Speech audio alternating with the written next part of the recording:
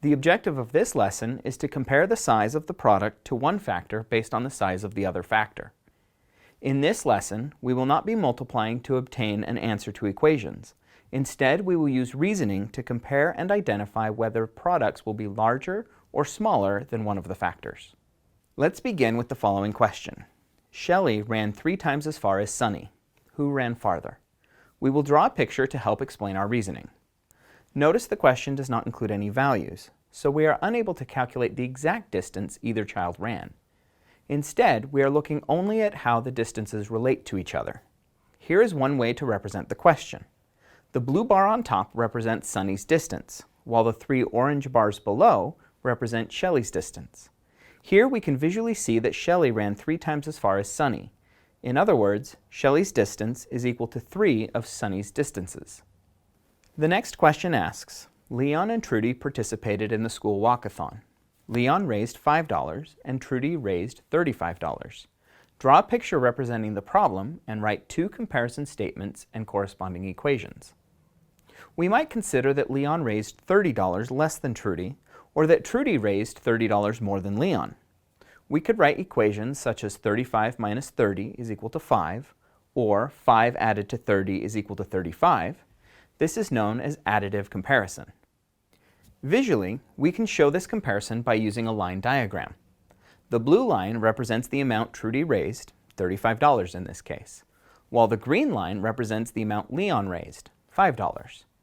In this representation, the red line is the difference between the amounts, or $30. Addition and subtraction are not the only ways to compare the amounts raised. We can also identify a multiplication relationship between $5 and $35. For example, Trudy raised 7 times as much as Leon. 7 multiplied by 5 is equal to 35. Or we could state that Leon raised 1/7 as much as Trudy. 1/7 multiplied by 35 is equal to 5. Visually, we can show the relationship like this. The blue box represents the $35 Trudy raised. The green box represents the $5 Leon raised. The gray boxes with an X are the same size as Leon's green box and represent the multiplication statement. The blue box is equal to 7 green boxes. Similarly, the green box is 1/7 the size of the blue box. In the equation 1/7 multiplied by 35 equals 5, notice that the product is smaller than the factor 35. Since 35 is being multiplied by a factor less than 1, in this case the fraction 1/7, the product is smaller than 35. In our final problem, Mary ate some cake. Ashley ate 3/2 as much as Mary. Who ate more cake? In this problem, it can be tempting to identify the fraction and state that Mary ate more cake because Ashley ate a fractional number as much. But it is important to identify whether the fraction represents an amount less than or greater than 1. If the fractional amount were less than 1, the result would only be part of what Mary ate. But since 3/2 is an amount greater than 1, Ashley ate all of what Mary ate and some more. In this problem, Ashley ate more cake than Mary.